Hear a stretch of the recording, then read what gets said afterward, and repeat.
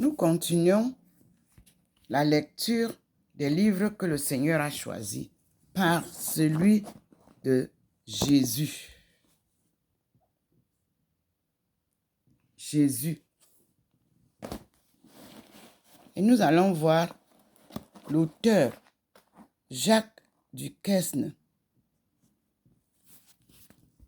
Le choix de Dieu est toujours le meilleur. Et je vous montre le livre avant d'y mettre l'œil.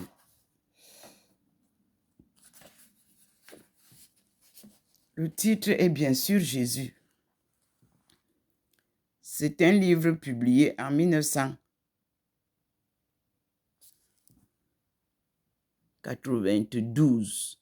Il a d'abord été publié en 1985, puis 92 et ensuite 94.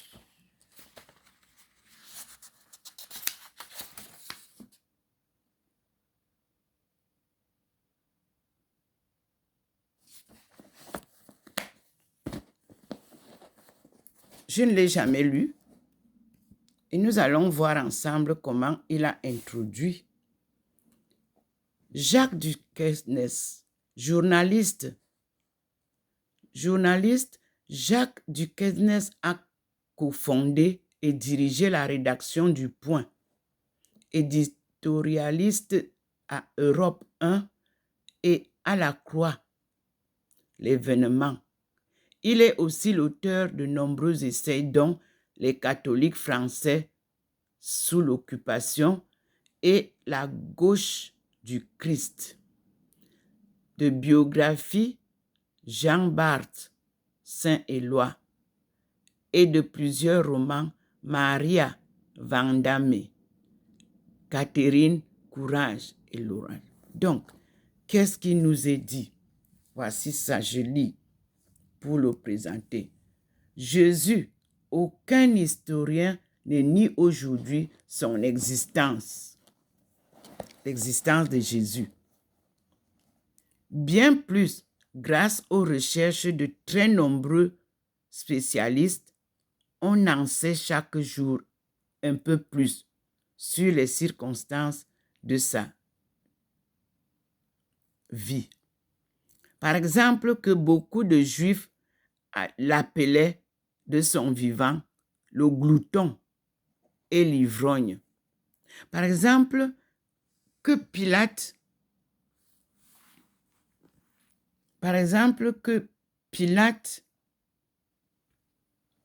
n'était pas un faible prêt à se laver les mains de la mort du Christ, mais un violent, rusé, antisémite, dont les responsabilités sont lourdes. On sait aussi que l'aristocratie des grands prêtres qui tiraient de gros revenus de l'exploitation du temple de Jérusalem craignait à cause de Jésus pour son pouvoir et sa richesse. On sait également qu'un récit de miracle comme celui de Cana n'est en réalité qu'une sorte de parabole chargée de symboles, mais les symboles peuvent porter plus de vérité que les faits eux-mêmes. Bref, dans cette histoire claire et vivante, la vie de Jésus, Jacques Duquesne, avec prudence et raison, distingue ce qui est sûr de ce qui ne l'est pas, le certain de l'incertain, le probable de l'improbable. Et il livre, en fin de compte, une image dépoussiérée, lumineuse, un message de feu et d'amour lancé par ce personnage qui a bouleversé l'histoire de l'humanité. Voilà le choix de Dieu des lectures de ce matin. Le livre de M. Jacques Duquesne en fait partie.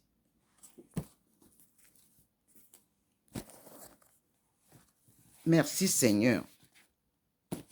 Comme une Bible, nous allons voir qu'est-ce que Jacques Duquesne nous dit sur Jésus?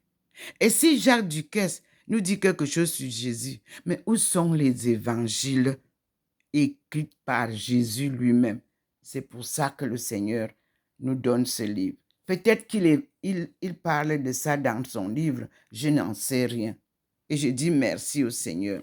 Nous allons repartir au sol pour voir comment Dieu se manifeste. Il a fait un trait ici. J'ai pris les livres.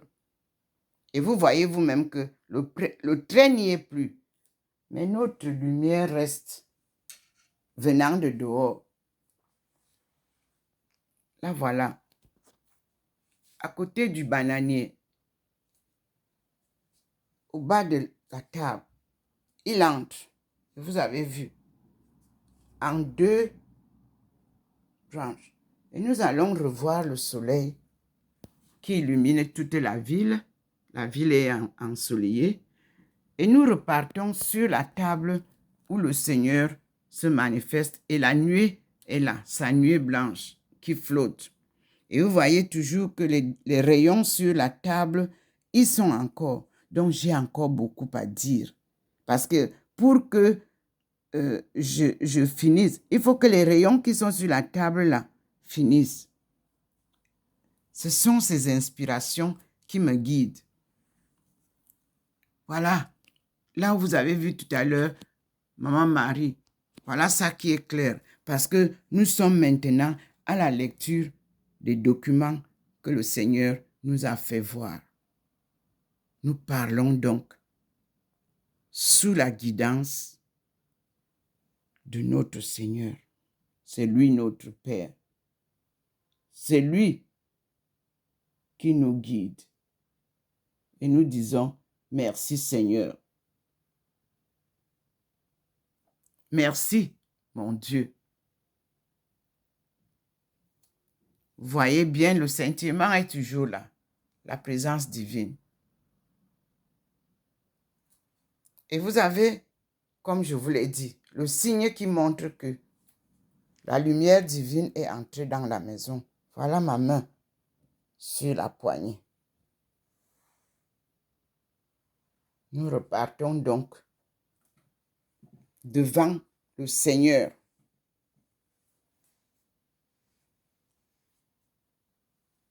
Qui scintille en permanence dans la maison.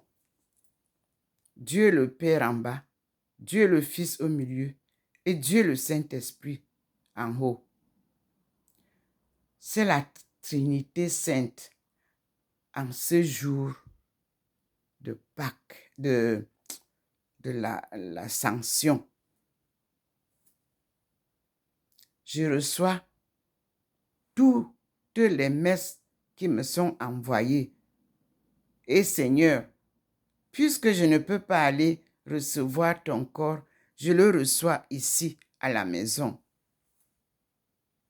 Par toi-même. Et je te dis, je te reste fidèle. Au nom du Père et du Fils et du Saint-Esprit. Amen. Et nous continuons donc vers là où il a illuminé déjà Jésus qui vous dit, crois au Seigneur et tu seras sauvé. Il nous a posé à côté. Vous-même, vous voyez la lumière qui est à côté du Christ. Nous sommes à ton écoute. Voilà comment il illumine. Et il a déjà mis aussi une plaque de lumière à la cuisine. Observez. Là, derrière, le petit point nous montre. Il y a la lumière. Probablement que la cuisine aura une visite. Vous-même, vous voyez, c'est là. Et la lumière du Seigneur a déjà fait place en haut, au plafond. Voilà. Il a fait déjà la plaque là. Le petit point blanc nous montre Vous-même, vous voyez, ces carrés-là, c'est la présence de la lumière divine dans la cuisine. C'est la lumière divine sur Jésus qui vous dit, crois au Seigneur et tu seras sauvé, peuple de Dieu. Puis, nous allons maintenant vers l'endroit où il a illuminé déjà, là où il me pose souvent. Vous-même, vous voyez comment c'est clair, à côté de la sainte face de Jésus qu'il m'avait offert. Voilà la lumière.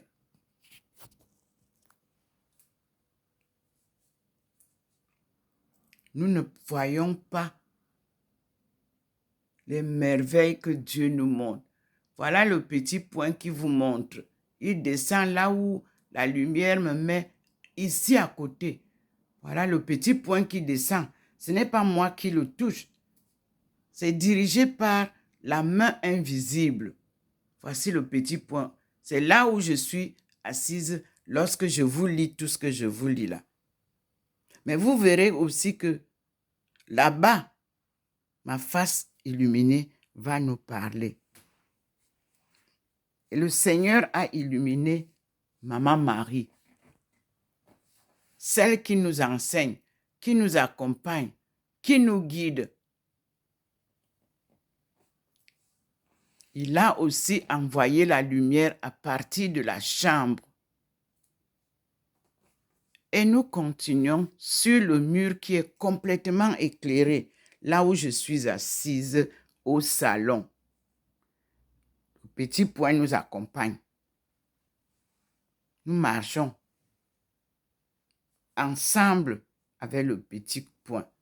Et vous êtes devant ma face illuminée et le couple Jésus et Marie dans le coin. Je suis assise à leurs pieds. Le Seigneur a gardé permanent cette image, gravée par la main invisible. Nous revenons donc nous asseoir. Vous voyez bien les signes qui montrent que la lumière est entrée. Et nous disons merci au Seigneur. Vous avez vu que comme j'ai pris les livres, il n'y a pas le trait. Ce sont les livres que le Seigneur a voulu que je prenne. Et nous allons exploiter ces livres-là maintenant. Et nous prions le Seigneur qu'il nous aide et qu'il guide ma lecture.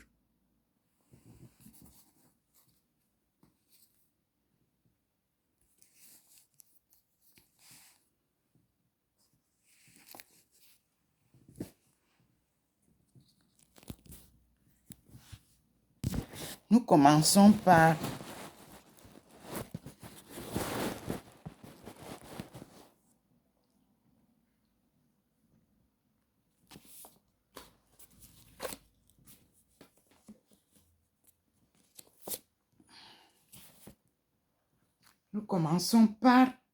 mon écriture.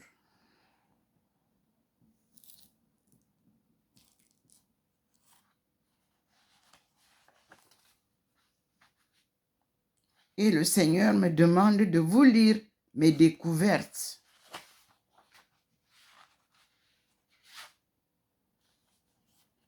C'est la section 4 de mon livre. Mais c'est en anglais. Donc, on va lire en anglais. Je vous ai dit que c'est très simple. Le président de la République a créé un ministère ou un département du bilinguisme. Appliquez-vous. Alors, je vous lis. Section 4. 2. In my book, page 90. The author identity as descent of slaves, Betibenanga, Bantu African, from Cameroon on her ways of investigation from so far Cameroon distinguished records and results unique in its accuracy. Ndomo Melingi Therese Aisha, author's writes on all that she discovers are without doubt protected. Page 90s of her Future Africa Takeoff in Light of Practice in Chinese Economic Development. First, Africa-China Future Win-Win Game under Globalization. We read, after 22 years of research and studies, the findings, whether economics, development, either anthropological, historical records in the global trends, will show several indicators in Africa-China future enhancement for development and economic cooperation under globalization. This means new North-South and new South-South cooperation and relations under globalization for a win-win game, boosting to new economic theory, practice, and orientation policy to apply to sub-Saharan Africa and to real-world development problems. A persistent, fair claim by the poor countries. For no society can surely be flourishing and happy, of which by far the greater part of the numbers are poor and miserable. I read again for you to understand.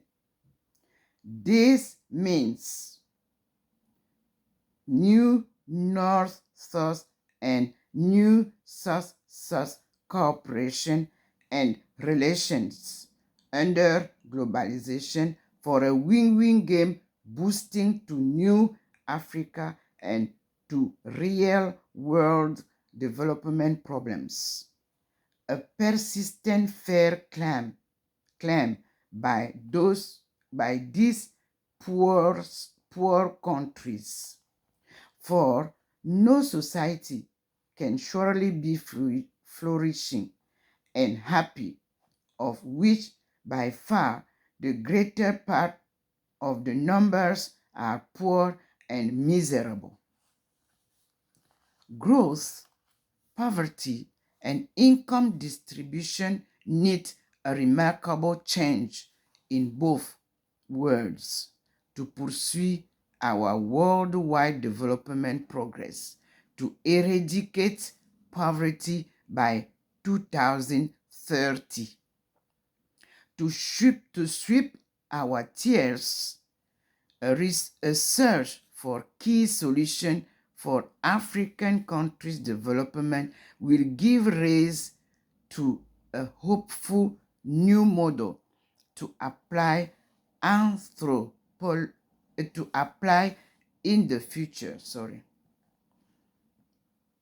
The research framework presents a complete economical, anthropological analysis and overview with new discoveries that hasn't been previously published by any other research framework before 1995.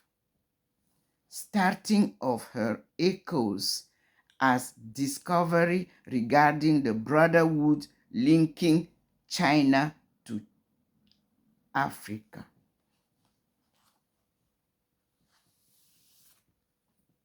1.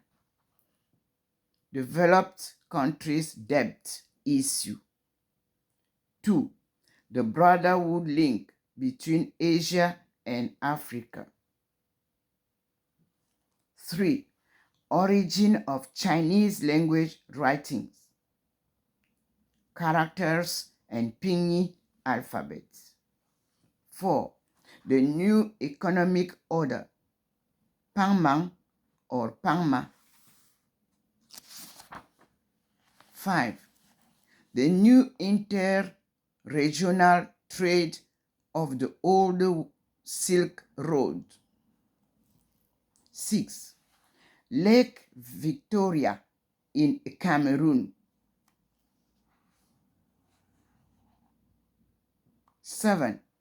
The author rediscovery of each important point of departure of the old Silk Road through rivers, stream, and inland ways to Kefang and Kunming. 8.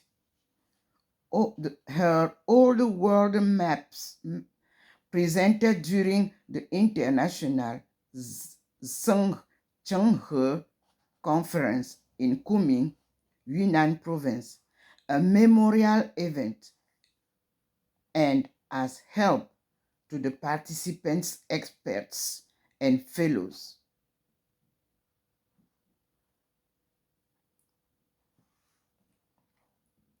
An amazing and huge field work records accomplishment with such a little financial possessions is unbelievable but true to appreciate and reward. 9.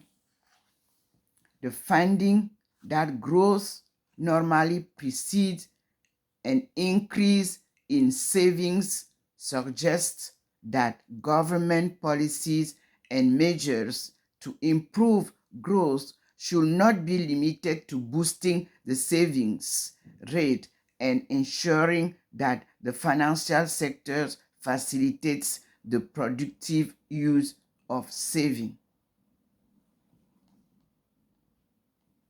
Governments also have to consider a large number of determinants of growth, including improving infrastructure, enhancing human capital through education and training, facilitating and contributing to innovative production process through research and development, and ensuring micro-stability and healthy investment climate. Let us read her findings. First, China, as you know, I said is our best example. Now, let her list in details her findings. 1. Africa-China future win-win game under globalization.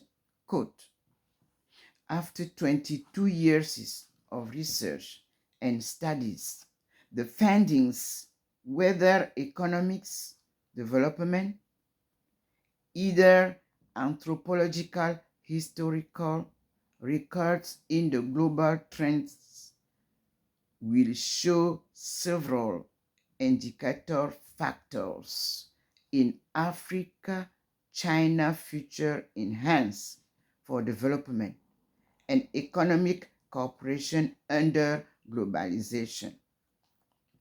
This means new North-South and new South-South cooperation and relation under globalization for a win-win game, boosting to new economic theory, practice, and orientation policy to apply to sub-Saharan Africa and to real-world development problems, a persistent fair claim by these poor countries.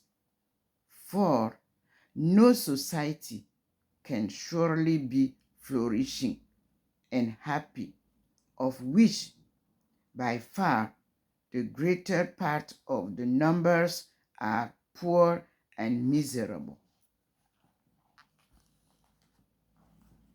Growth, poverty, and income distribution need a remarkable change in both worlds to pursue our worldwide development progress, to eradicate poverty by 2030. To sweep our tears, a search for key solutions for African in the future.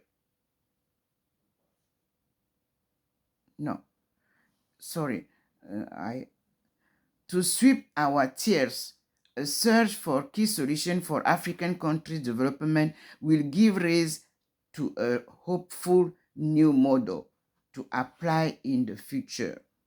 The research framework presents a complete economical, anthropological analysis and overview with new discoveries that hasn't been previously published by any other research framework before 1995.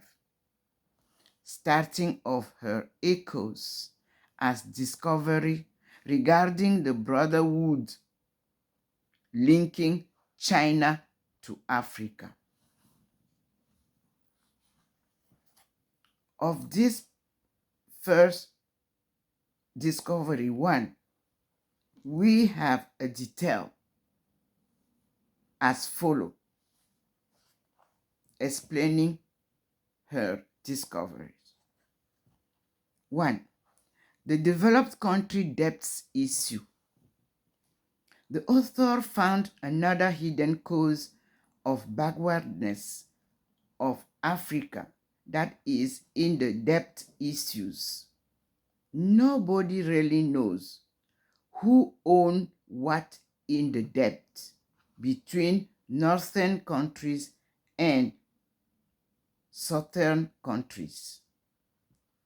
As it has been mentioned in this dissertation, according to the General History of Africa compiled by UNESCO, it seems that African countries still have a big financial reserve on the exchange payment, a North debt on their export commodities, 85%, as there is just paid 15% of the value of their export commodity. If that be paid, African country will never be begging anymore. And I believe its economy surely will become a fast take-off and recovery. 2. The broader link between Asia and Africa. Origin of Chinese people from Africa, a primitive brotherhood link of old age. 3. Origin of Chinese language writing, characters, and Pinyin alphabet from the primitive Bantu language. Her discovery of the primitive Bantu language writing system, chart, alphabet, and characters confirm the African presence in ancient Xia, Shang, Zhou, and Tang dynasty in China to be used if recovery for easy communication. 4. The new economic model, Pangmang or Pangma, an ancient brotherhood system or method of help in Shang and Tang dynasty period, and Mao Zedong reveals The new quote, the new strategies of cooperation, bargaining, and economic development call it Pangmang or Pangma for the shape of African and diaspora, third world economic development, then set up a new economic order. The model still alive in both continents, Africa and China, and along the third world and fourth world solidarity links. 5. The new regional trade. The new inter-regional trade of the old Silk Road. The author's discovery of similarities lying between the two regions of Africa and China could be considered proof of the brotherhood trade heritage of people of Africa, Asia, and diaspora, especially the West Central Africa and West Central China. Both could become an area of interest to be developed simultaneously with an increasingly campaign and exchange of cooperation where may take place fair strategies and rules with intensive pushing forward opening that could boost to the re-establishment of the real old Silk Road, crossing many islands that separate Nubian, Africa and Asia, all the world, where also live a huge population from the starting point that Ndomomelingi Therese Aisha author discovered in December 2002 at Ruli City in Yunnan province, a border city to Burma, Myanmar, longing Mekong River that share 6 Asian countries: Burma, Laos, Thailand, China, Vietnam, and Indochina. She constantly urged that this was the high business way by the rivers of Babylon in ancient times. Some European expeditions are mentioned in her records. The transport difficulties and cost of exchange of raw material and goods by air and sea could be zero cost or reduced if this old way is opened from the Nile Valley from Africa to Asia, then to the New Worlds. 6. Lake Victoria in Cameroon. The real Victoria Lake and departure point of slavery trade via Euphrates to Tigris rivers, where lies Suez Canal, an artificial way cut off set up for Western triangular business interests in Egypt to be bridged, she advocates since. 7. The author rediscovery of each important point of departure of the old Silk Road through rivers, stream, and inland ways to Kaifeng and Kunming. 8. Her old world maps presented during the International Shanghai Conference in Kunming, Yunnan Province, a memorial event and as help to the participant experts and fellows. An amazing and huge field work records accomplishment with such a little financial position is unbelievable but true to appreciate and reward. 9. The finding that growth normally precedes an increase in savings suggests that government policies and measures to improve growth should not be limited to boosting the savings rate and ensuring that the financial sector facilitates the productive use of saving.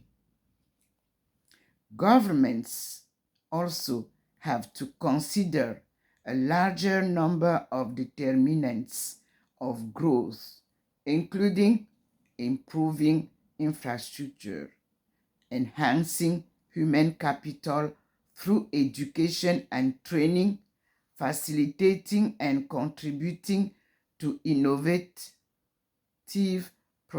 production processes through research and development, and ensuring macro stability and a healthy investment climate.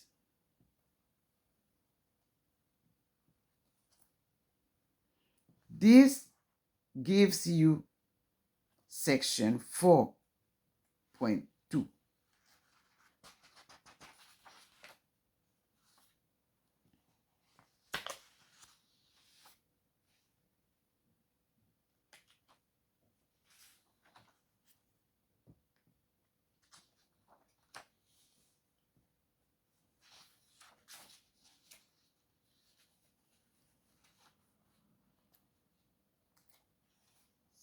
Section 2.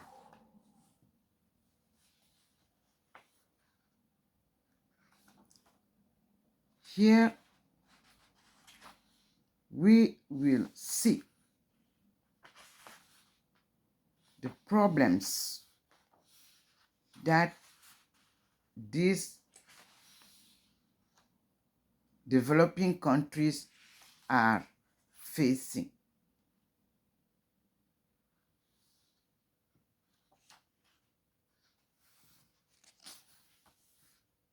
The meanings of their claim gives us the opportunity to understand them and to listen to them so that things can be really settled. So, after this first video, giving you some ideas about her findings, she will talk about theories so that we can understand according to 5 basic questions about trade. Chapter 4 shows us findings and difficulties I may encounter to establish the new model to apply for African economic development in the 21st century to solve the African current economic situation for a new takeoff. You will read it on page 75 of the book Future African Takeoff in light of Chinese economic development. Here you have it. This is my book, and the page is there. Let us read. Findings and difficulties, chapter 4. I may encounter to establish the new model to apply for African economic development in the 21st century to solve the African current economic situation for a new takeoff. Here, I already read the findings. Now, I will read the difficulties. Introduction. New models, win-win game, and new North-South and South-South cooperation under globalization. Searching for a best model of economic development reform applied to the African countries and third world economic and social development toward the globalization for a new real world economic order, a demand for freedom and sovereignty, lack of theories and strategies for sustainable bargain in the World Trade Organization. The findings, whether economics development, either anthropological, historical records in the global trends will show several indicator factors in Africa-China future enhancement for development and economic cooperation under globalization. This means new North-South and new South-South cooperation and relation under globalization for a win-win game, boosting to new economic theory, practice, and orientation policy to apply to sub-Saharan Africa and to real-world development problems. A persistent fair claim by these poor countries. For no society can surely be flourishing and happy, of which by far the greater part of the numbers are poor and miserable. Growth, poverty, and income distribution need a remarkable change in both worlds to pursue our worldwide development progress to eradicate poverty by 2030. To sweep our tears, a search for key solutions for African country development will give rise to a hopeful new model to apply in the future Africa.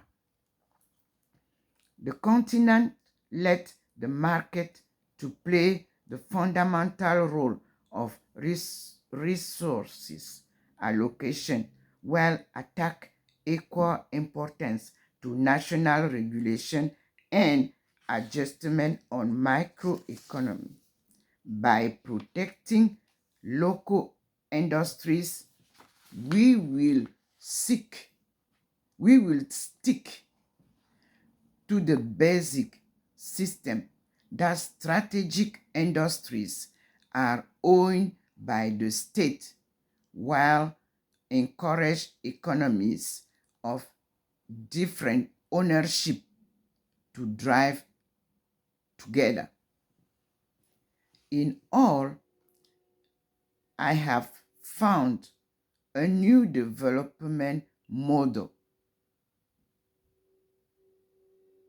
which is we put economic development at the center of African country policies while carry out policy where we put economic development at the center of African countries' policies while carry out political reform properly and gradually. A model and theory call it Pangman for a real win-win game. We think success enhance to facilitate the plan of new strategies for development and establishment of a new world economic order. Claiming cry of these people of Africa and diaspora, struggling within the eternal chains of slavery and colonization, exploitation worldwide. In addition to this, the African countries are now facing the current financial crisis that brought several challenges, including notably current shrinking external demand, difficult business conditions for enterprises, raising unemployment in urban areas, and greater downward pressure on economic growth around the world, especially in the poor countries such as Africa areas. Recalling our past to understand our sorrows and figure out what steps to take, I finally discovered, as other economists, that African countries do not need any loan from developed countries to start their reform journey. They need to claim their own net reserves of money that were since centuries kept by the buyers of their natural products, in which transactions they were paid 15% of the total value in export business. Confer the General History of Africa by UNESCO, Volume 8. Of particular note is the unprecedented expansion of people's freedom. In this area, my findings crossing the borders of the great rivers Nile, Euphrates, and Tigris bring together a very strong brotherhood trade between the people of the East and West according to the old days of the past. And their cultural heritage bear witnesses with the old linguistic proof of the loss of their pictograms and writing systems discovered by this long journey of my works, studies, and research that give birth to my framework today. African and Chinese people may be of the same blood. After 20 years research for the key solutions for African countries' economic development, my survey and studies of the China's reform reveals lessons and experiences that African countries can focus and conduct the same reform conform to their own realities of the ground. Although there is no quick fix, such as shock therapy for challenges the Chinese experience can let African countries to real, fix a stable, gradual, and responsible approach.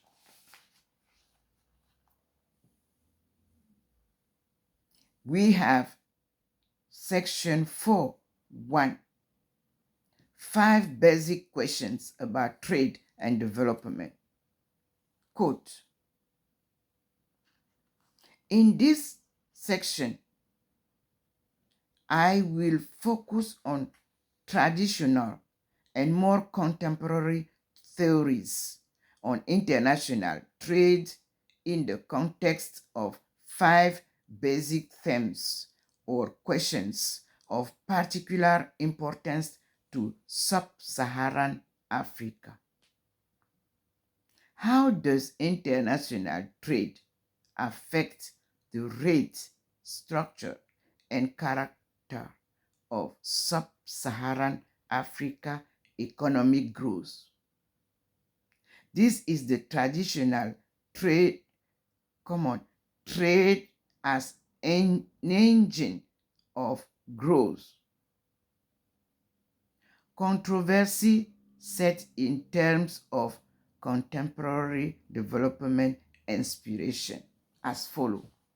How does the same trade alter the distribution of income and wealth within a country and among different countries? Is trade a force for international and domestic equality of inequality?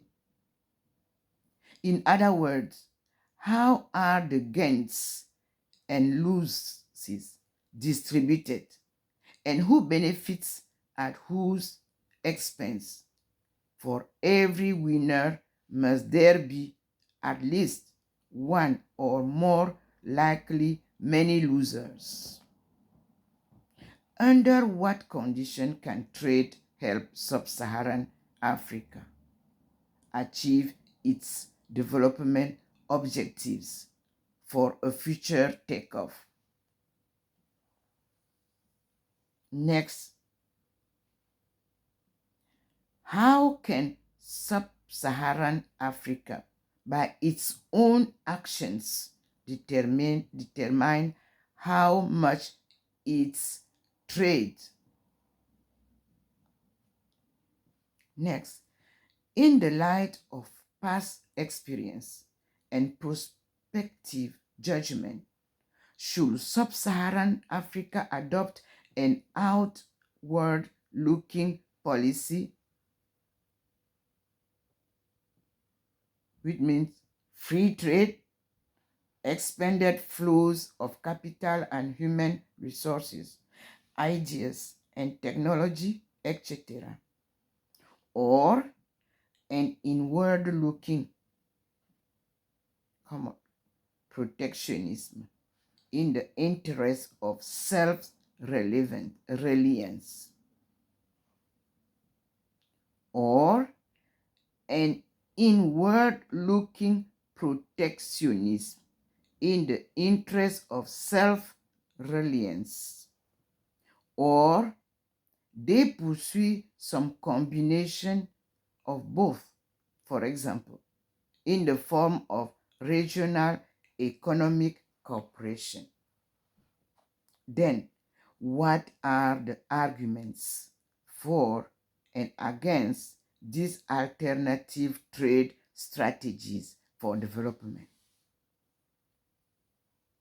The answers or suggested answers to these 5 questions will never be uniform from the diverse economies of sub-Saharan Africa and other third or fourth world countries. Call it LDC. I realize, as other economists dealing with international economics or world economics, that the whole economic basis for international trade rests on the fact that countries do different in their resources, endowments, their economic and social institutions, and their capacities for growth and development.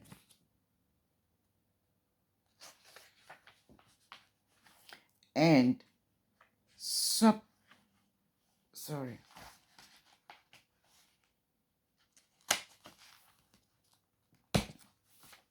development. And sub-Saharan Africa is no exception to this rule.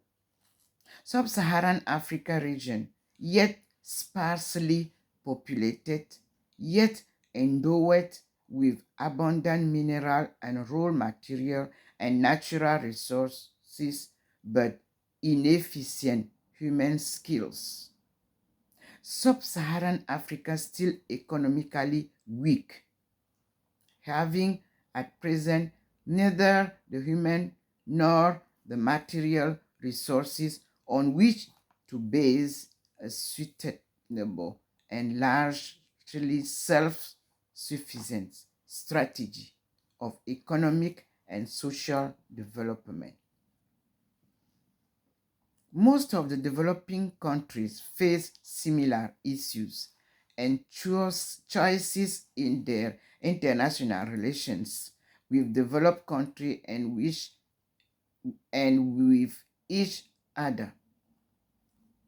Consequently, though an effort will be made here to place generalization about sub-Saharan Africa trade prospects and policy alternative in the context of a broad typology of developing countries, the goal of being comprehensive in coverage will necessitate a number of sweeping generalizations, many of which may not hold for a particular country at a particular time. On balance, however, the benefits of sub-Saharan Africa perspectives outweighs the cost of having to make some analytic and policy generalization similarly to all third and fourth world countries. Accordingly, I begin with a statistical summary of recent sub-Saharan Africa within third world trade performance and patterns.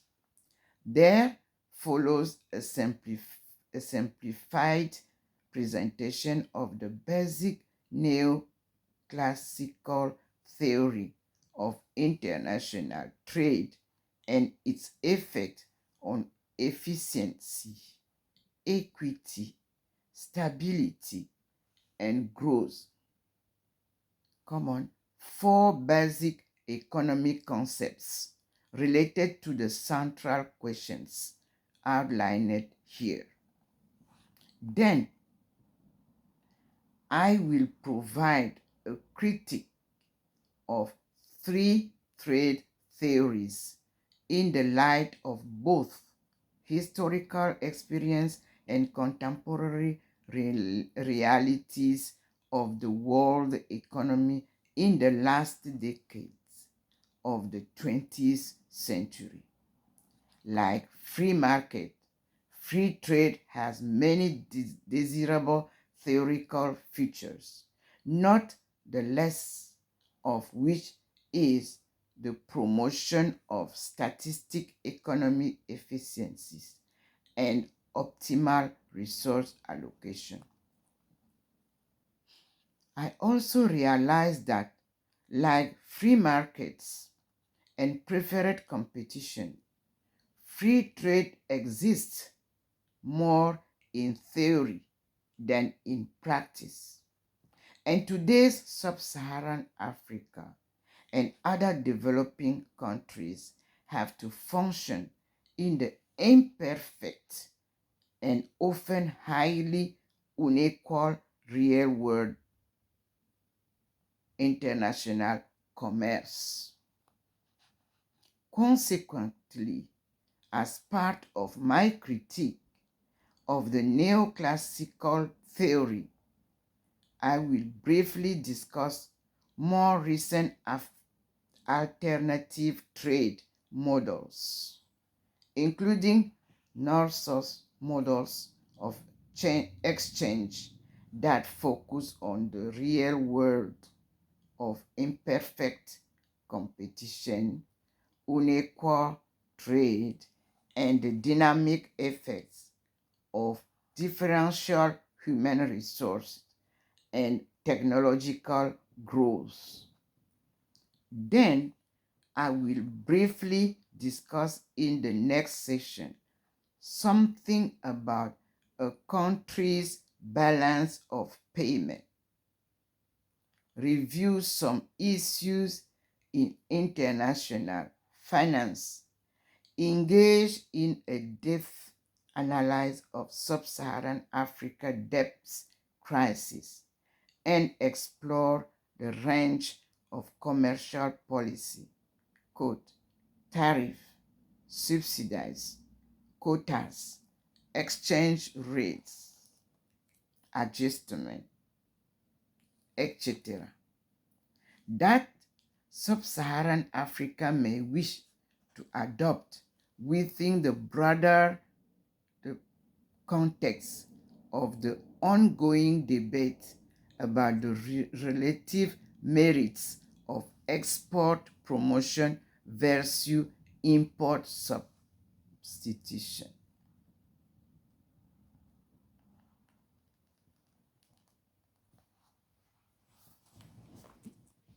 We can stop first here by this introduction of section 4.1, because we will have in section 4.1.1 developing countries in the world trade.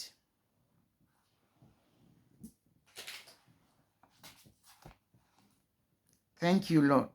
Your choice is the best. Let us move to the next video to make it short.